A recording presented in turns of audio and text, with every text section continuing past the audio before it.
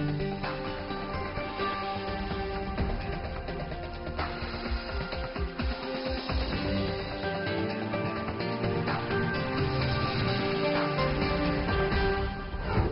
today's World Insight with Tian Wei, the U.S. government shuts down while Defense Secretary Mattis quits.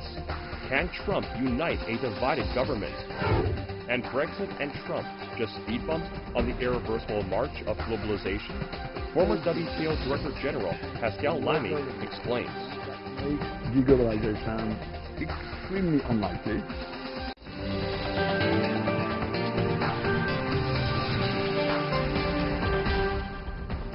Hello and welcome to World Insight with me, Tian Wei. The program is coming to you live on CGTN from Beijing.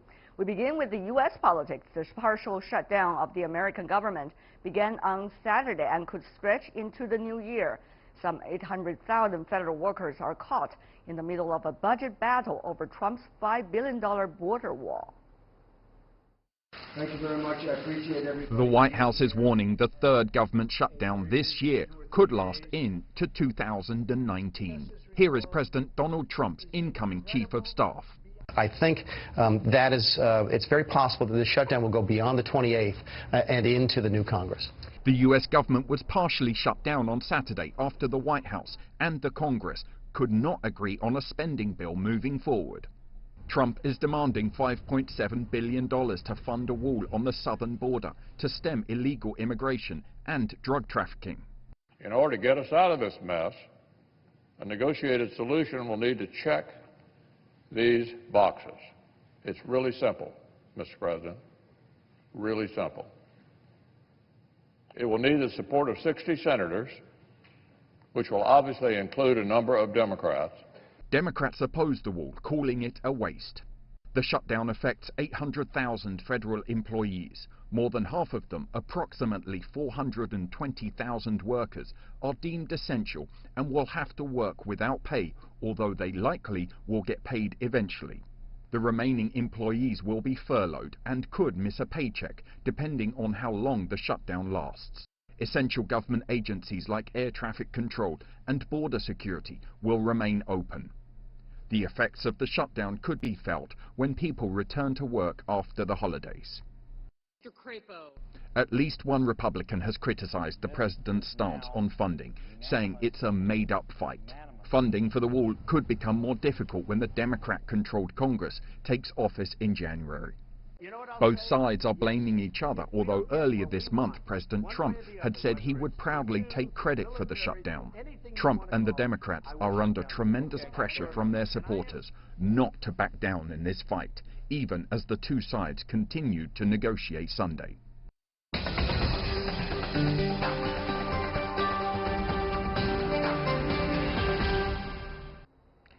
For more discussion on the partial shutdown of the U.S. government and another staff shakeup from the White House, with us in our Beijing studio, Einar Tangen, current affairs commentator. Welcome to our program. In Washington, D.C., Bruce Fein, constitutional lawyer, former Associate Deputy Attorney General and General Counsel of the Federal Communications Commission under President Reagan.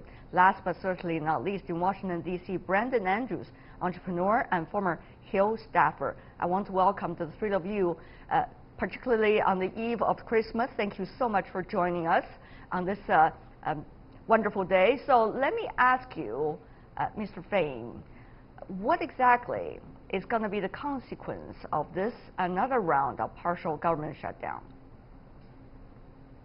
Well, I don't think it's going to be dramatic. I think it's more optics than anything else. $5 billion is it's a decimal point on a over $4 trillion federal budget. I think ultimately they'll come to some number between $5 billion and what's $1.3 billion on the table. Both sides are appealing to their base. Trump, he wants the symbol of a wall, even though it has very little to do with deterring immigration. The Democrats have to look like they're defending more open borders, if you will, and more sympathy towards immigration by opposing the money. But the wall really has little to do with the deportations, the separation of mothers from children. So it's all about the typical political optics over substance. So actually it's a matter of time, and probably a matter of very short time, Mr. Andrews. Well, hopefully it's a short time. As you mentioned in the intro, 800,000 federal government employees affected, 420,000 are working without pay, to include the very Customs and Border Patrol agents that Donald Trump says he's advocating for by potentially creating this wall. I think one group that's kind of lost in this is farmers. The Congress actually passed a farm bill earlier this month, which is a very good thing, and farmers are going to be looking to apply for some of those new benefits and also look to the Department of Agriculture for certainty around commodities prices as you go into the new year. Many of these farmers live and work in areas that voted for Donald Trump, and so I think for farmers there's a really significant impact here beyond normal federal government employees around the country. Mr. Tangen, will this be a partial showdown, shall we say, between two parties after the midterm election? Is this going to be one of those major battles, or at least to have put it on a show for the public?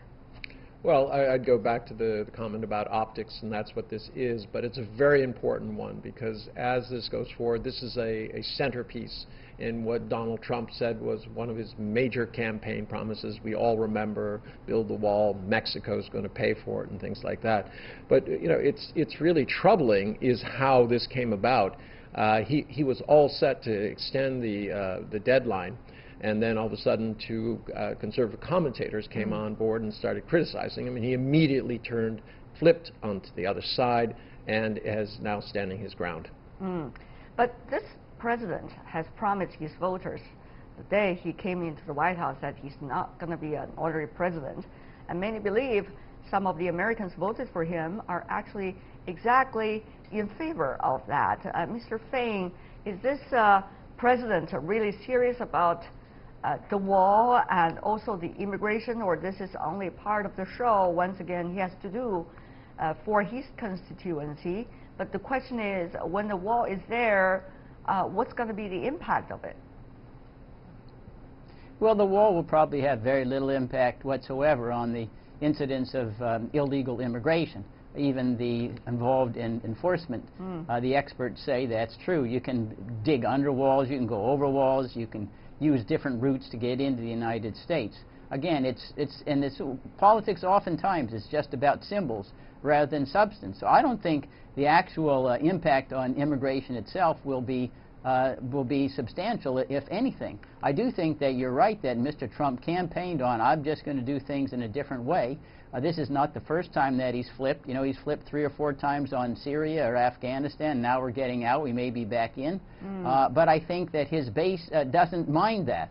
That they like somebody who's just shaking up the status quo, no matter what it is, and throwing his thumb really at the establishment. Mr. Tangen, I mean, when you think about it, the crowdfunding that was going on the social media actually has been increasing, even though now it is likely to be the federal government that's likely to pay for the wall. But it does ring a bell to many around the world that actually there are a lot of supporters of Donald Trump for that wall. Absolutely. I mean, there's no question that many of them feel that the elites in, quote, Washington have let them down. But it's the irony there is that it was Donald Trump and people like him who are taking advantage of the very people he now says he represents. So this is an ongoing saga. You can expect this to play out over a long period. It's not going to get better when the Democrats are controlling the House and they start their numerous investigations which are going to cut very close to him and his family. Now, Mr. Andrews, is there going to be some division or cracks within the Republican Party? Apparently there is already minor signs of it.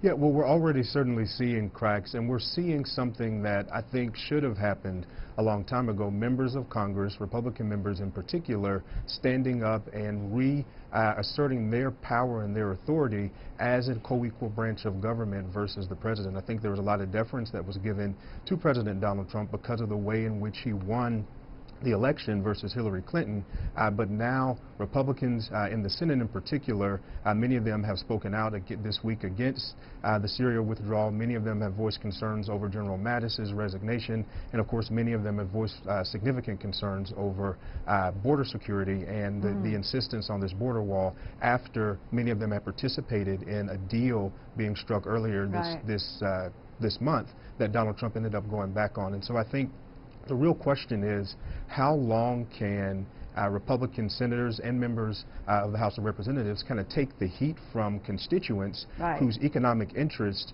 are being impacted significantly by being furloughed by the federal government, by working without pay, by a tax bill that unfortunately has led to the stock market going down significantly, and that has led to the federal budget deficit increasing significantly since it was passed. And so these members are going to start getting calls into their offices as soon as the day after Christmas. And how long are they going to be able to take the heat before they begin to, break with President Trump in a way that we haven't seen in the past couple of years? Mr. Fain, is that likely to happen?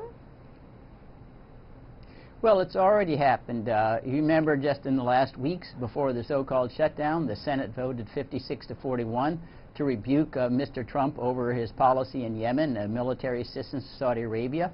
They rebuked him over his defense of the assassin of Jamal Khashoggi, the Crown Prince of Saudi Arabia. So the Republicans have already, even before the shutdown, demonstrated their ability to walk away from the president's leadership, even in national security affairs.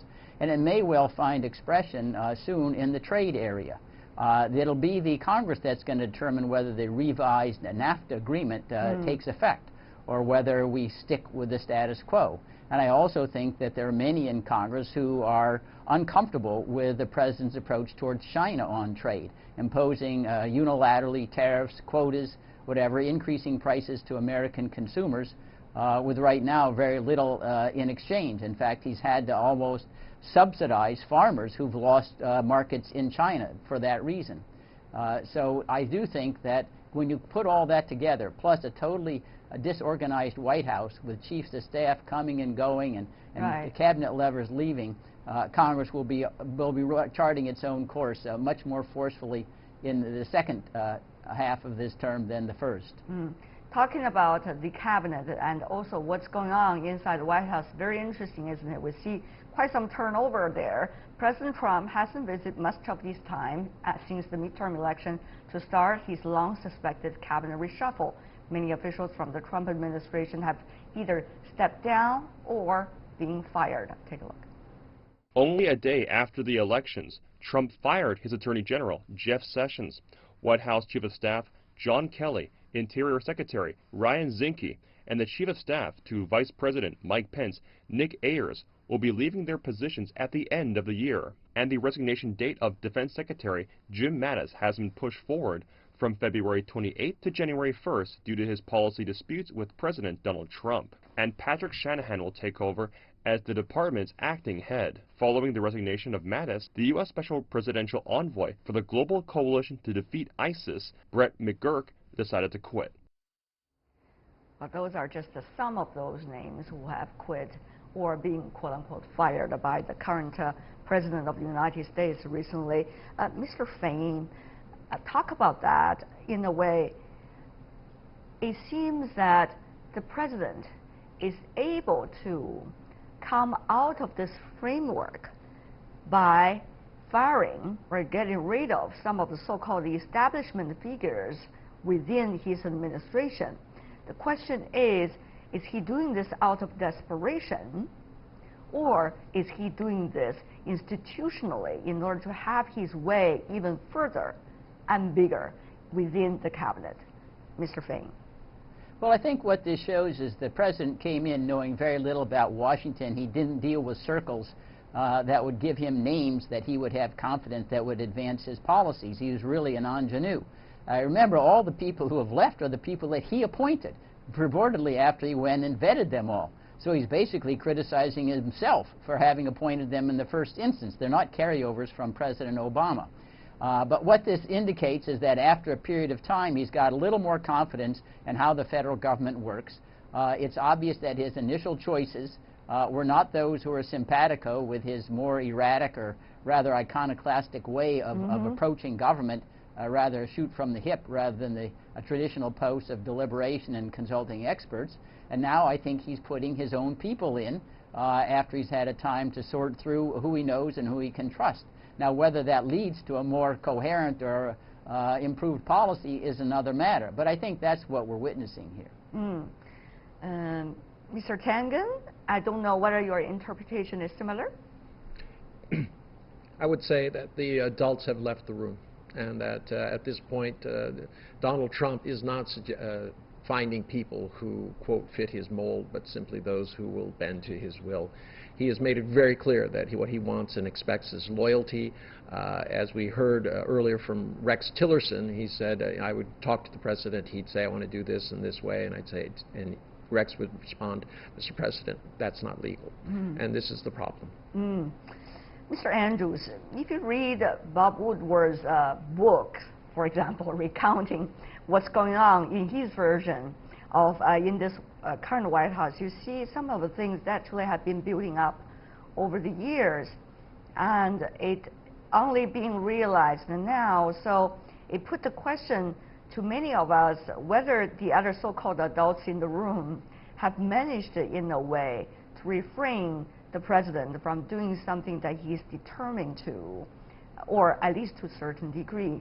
Now, will he have this free will, or exactly the other way around? That's an interesting question, isn't it? Yeah, it's an interesting question, and I think there was a report, Dick Durbin said that a group of senators sat down with Secretary Jim Mattis and asked him to stay as long as he could, but unfortunately, Mr. Mattis just wasn't able to stay any longer. And I met him when I worked in the U.S. Senate, and when he was CENTCOM combatant commander, and have respected his work since then. So it's unfortunate that he's leaving. However, I do think it's important that as we talk about the issues within the White House, the issues within government, that we also understand that government is still functioning. So there is chaos perhaps in the White House. However, federal government is still functioning. Agencies are still putting out regulations. They're still functioning in the way that they should. And when you go to the U.S. Congress, bills are still being passed. As I mentioned, the Farm Bill was passed previously. And, unfortunately, we have a government shutdown today. However, we have an adversarial system of government, so there's always going to be friction in order for the system to work. So don't want to get our hair on fire too much with some of our discussions here, because the government is still functioning in the way that it should, perhaps not in the optimum way given some of the personalities that we've seen. But back to my earlier point, I think all of this really underscores the need for Congress again to reassert itself as a co-equal branch with the president. Again, I think a lot of deference has been given to the president. A lot of power has been passed to the executive, not just with the Trump administration, but with the Obama administration and even with the Bush administration. And so there's several things, to include revisiting the authorization for the use of military force and some other pieces that I think are going to get revisited in the 116th Congress that will hopefully put Congress in more of a position of power and put a check there for any of the chaos again that's coming out of the Trump administration. That's very interesting. One of the things, Mr. Tangen, is the government shutdown. It's not the first time, particularly partial government shutdown. People probably are already used to it. There's nothing that dramatic about it. The question really is, this is a critical time, because right after midterm election, it is right before January the 1st, when the two parties seem to be in a tug of war beginning from January the 1st, because that's how the Congress is going to be divided. And meanwhile, this is also a time when the U.S. role on the international stage is unpredictable, while at the same time some of the most important international relations that the U.S. is dealing with, arguably, for example, China-U.S. relations, is at a critical juncture. So when you have a partial government shutdown, when you have some of what they call as experienced members of the government left the office, at least for now, so what would that decision-making process be like? It's an interesting thing for many around the world. Well, for many around the world, they're looking at this as, America bills itself as the, paradigm of liberal democratic capitalism, and right now it's not working very well. You have the Treasury Secretary calling the banks. This is highly unusual. It's the other way around generally. Or the saying president what's going talking to happen. about firing the Federal Reserve Chairman. Yes, and the unpredictability consistently, that's the only thing that we really see with Donald Trump, apart from this kind of idea that he wants to remake the world around the U.S. This is not an advertisement that is going well for the kind of government that the United States has, and it's really bringing into question the validity of the American system. Right. Before we go, very briefly to you, Mr. Fain, we got probably less than a minute left. The question is, will internal politics struggle in a way push the Trump administration further even to put pressure on its international partners or other countries, China included? Well, I think what will be shown by Mr. Trump's decisions on Syria and Afghanistan is that the so-called mature people are the ones got us into 9 unconstitutional presidential wars, spending trillions of dollars, accomplishing nothing. And in fact, this could be, a blessing in disguise, because I think what will be shown as we withdraw from Syria, diminish our profile in Afghanistan, no, the world isn't going to fall. We will not suffer terrorism in the United States. And our military-industrial complex has been guilty, the best and the brightest, of exaggerating fear and exaggerating danger to get lots of money and stature. I see. And this could be really the longest legacy of the Trump administration. Wow, interesting. Bruce Fain, Einar Tangen, Brandon Andrews, thank you so much, gentlemen, for being with us. Happy holidays. Thank you. Thank you. And you're watching World Insight with me, Tian Wei. Still to come on the program.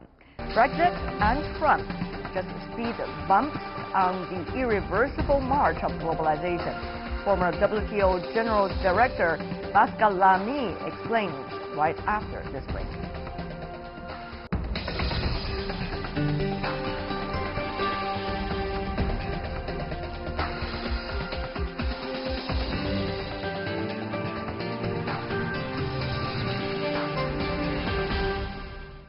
Welcome back. You're still watching World Insight with me, Tian Wei. The 23-year-old multilateral trading institution, the WTO, or World Trade Organization, has faced several core challenges in recent years. Amid growing global trade tensions, the call for WTO reforms is high. The reform process has begun following an agreement reached at the G20 summit in Buenos Aires earlier this month. The European Union has put forward proposals which have been rebuffed by the Trump administration. Last week, the WTO Deputy Director General visited Washington to outline his opinions about the reform. Meanwhile, a great many WTO members expressed their concerns over unilateralism and protectionist policies of the U.S. during the 14th WTO Trade Policy Review of the country. China and the EU also accused Washington of paralyzing the WTO by blocking new appointments to its dispute settlement mechanism, or the appellate body. Earlier, on the sidelines of Understanding China International Conference, I sat down with Pascal Lamy, former Director General of WTO, to get his insights about the future of the WTO reform and the role U.S. plays in the trade dispute.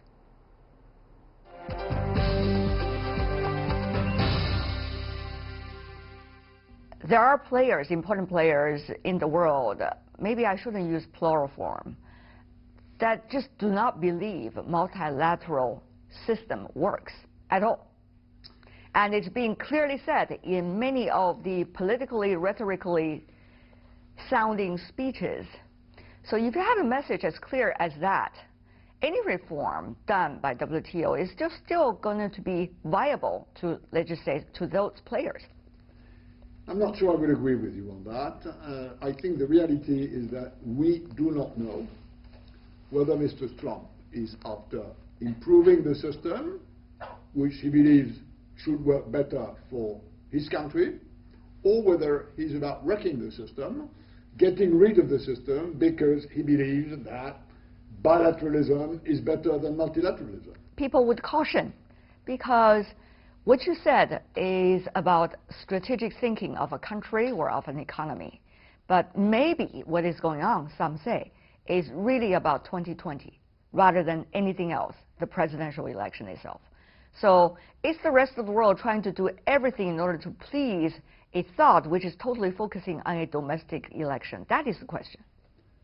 If financial markets or the stock market dislike trade wars, this will impact the U.S. president position for his re-election. As you know, in the U.S., stock markets have a big bearing on public mood and on politics.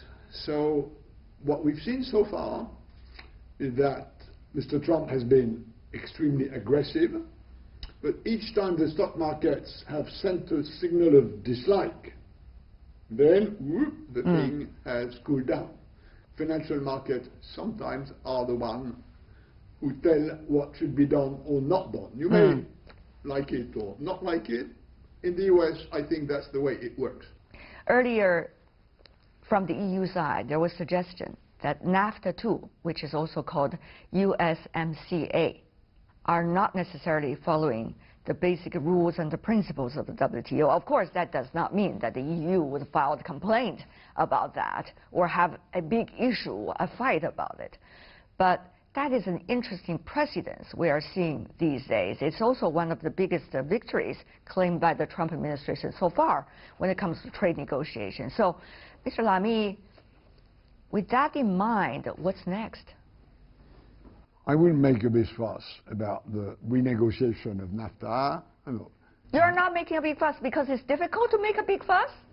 Giving a new name to an agreement, the software of which you've changed a bit, does not need, it's not a revolution. And countries have always negotiated bilateral deals on top of multilateral deals. So I don't think it's a big problem. And by the way, the EU itself is also negotiating bilateral trade agreements. They just signed the big, huge, the biggest ever signed trade agreement by the EU with Japan. So I think this is not a problem. But what exactly is that barometer that you're looking at, Mr. Lamy?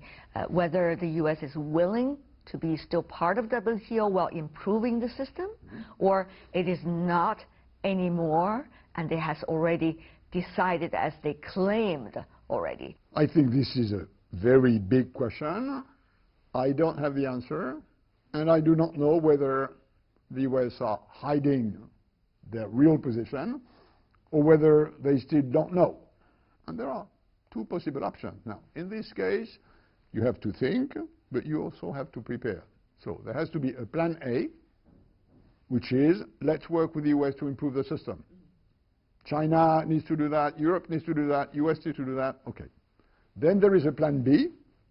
If plan A doesn't work, or if the US take it my way or no way, which is a sort of blackmail, then there has to be a plan B where, other than the US, create an international trade organization, which will be the World Trade Organization minus the US. I don't think this should happen. I don't think this would be good for anybody, neither, by the way, for the US. But, you know, in this sort of case, you have to prepare. In case your judgment on whether the US want to do this or that is right or wrong, prepare for plan A and prepare for plan B. The WTO debate is going on. We also see China and the United States are in their direct trade negotiations. There is timelines that both leadership from the two countries have set for themselves. Something about beginning of next year and then the very beginning of March next year. So how do you see these biggest economies trade discussion negotiations among themselves likely to have direct or indirect impacts on what's going on in Geneva within the WTO debate halls? I think that in the problems US and China have to solve, there are two categories. One which may be solved between US and China.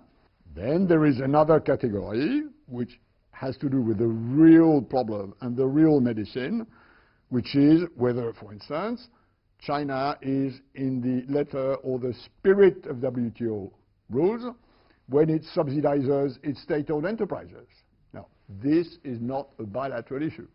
This is an issue for Geneva, for the WTO. So I think there is a continuum between what US and China can agree within the 90 days and what will have to happen following, by the way, the G20 decision, which was okay both for China and for the US.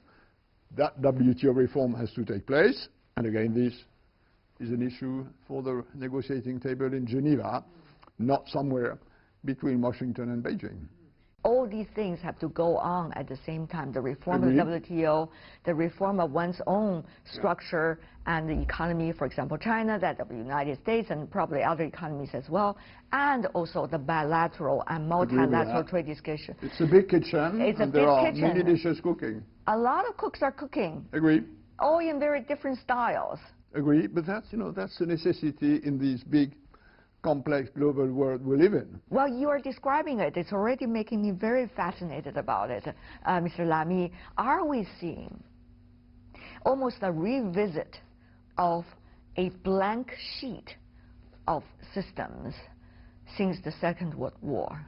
In other words, we really have to redraw the picture, or we are really refining the original picture. There's a huge difference between these two. Yeah, I mean, intellectually, I do not think with 190 sovereigns on this planet, starting with a new blank sheet will lead anywhere before 20 years. So pragmatically, to say the least. Pragmatically, I take the situation as it is. There is a need for improvement. It's true that the rules of the multilateral governance system were fixed 70 years ago with a Western software which may not fit with big new players like China, India, Indonesia, or Brazil. So there is a necessity to rearrange the system, not just, in my view, between sovereigns, no, cities, corporates, NGOs, trade unions now are international actors, which they were not 70 years ago. So it's a much more diverse, but you're absolutely right. We need a new approach. We need new ingredients in order for countries who did not seriously exist internationally at the time to have their place around the table, their stake, their responsibilities, and their views. China has been party to the trade bloc for more than 17 years. I mean, China is a member of the WTO.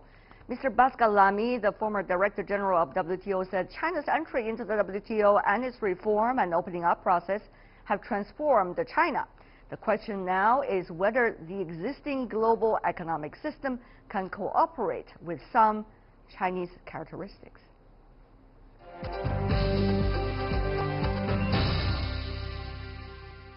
China's entry into the WTO, how much it is intertwined with China's reform and opening up? First, I think China joining the WTO in 2001 was a direct consequence of Deng Xiaoping opening and reform move. It was a concrete sign that China wanted to join the international economy and the global capitalist market system, which was a big step forward. It was not China saying the rest of the system must look like us. It was we must look like the rest of the system. And that's a big change. Now, in the meantime, China has enormously grown.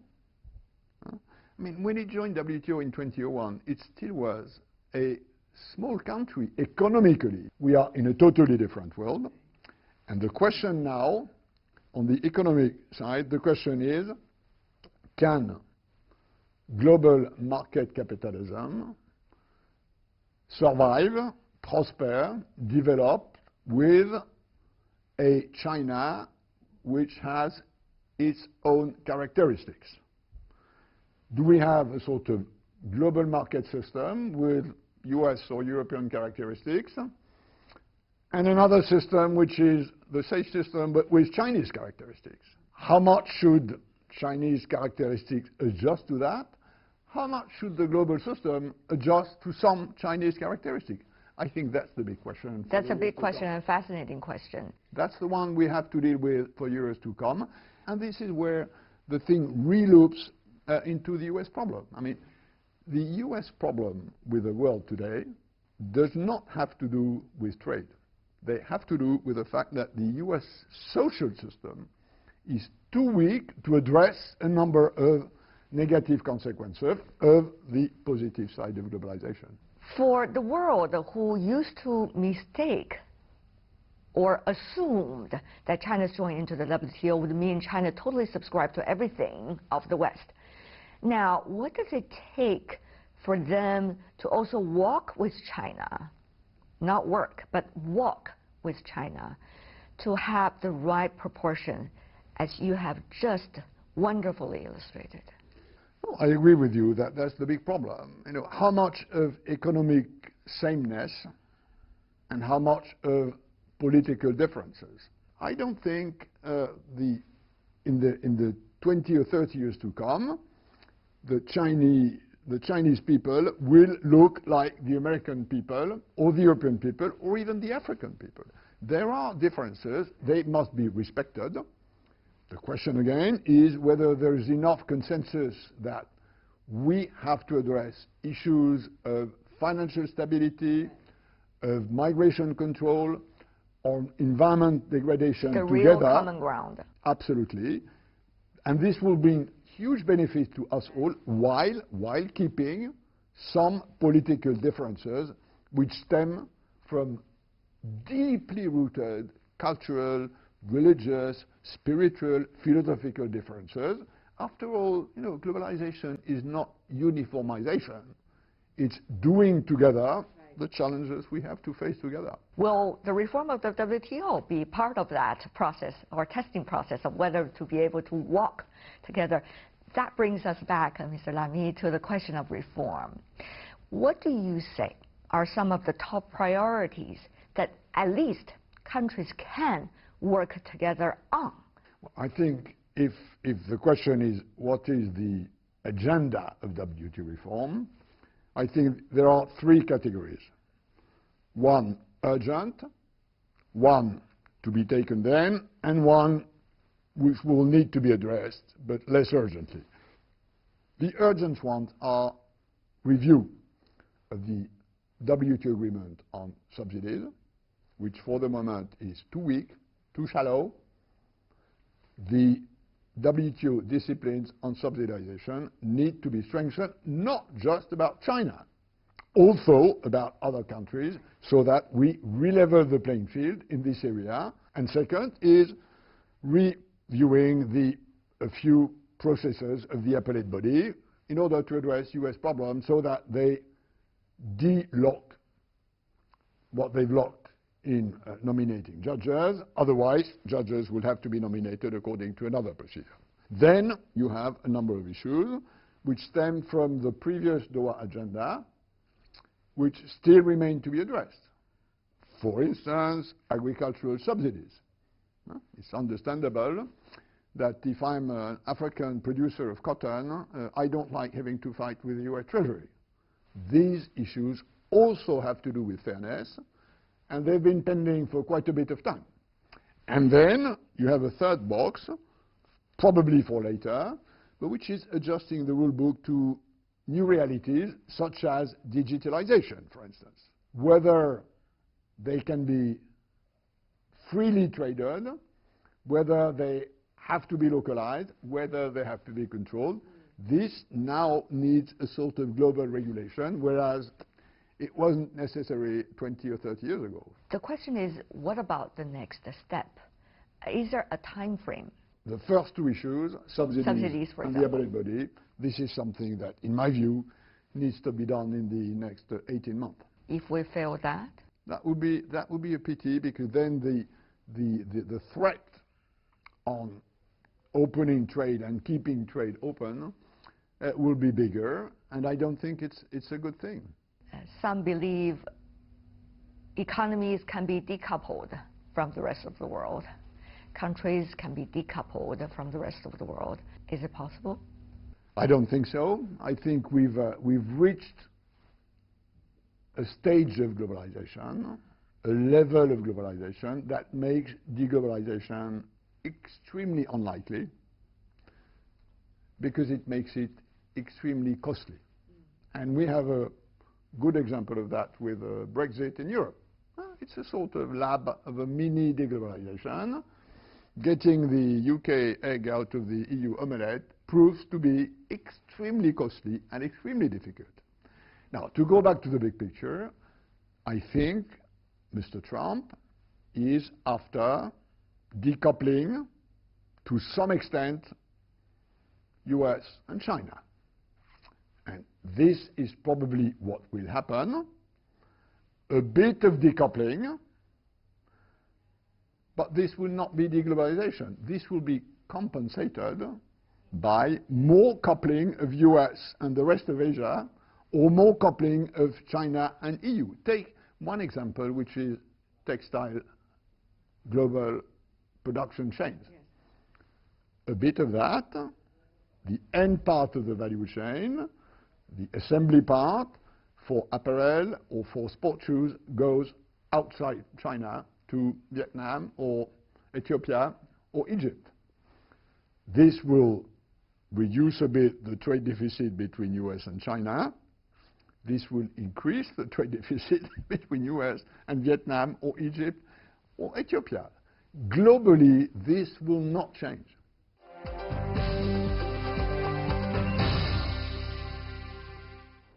That's Pascal Lamy, the former Director General of the World Trade Organization, talking about his insights, the next rounds of negotiations about WTO reform, and what's likely to happen between China and the U.S. And that is all the time we have for today. If you'd like to see more, try to find us World Insight CGTN into your search engine, or check out our YouTube channel. Follow us on Twitter, Facebook, and Sina Weibo. From me, Tian Wei, and everyone on the World Insight team, thanks for watching. Tune in again next time for insights across China and around the world. Good night.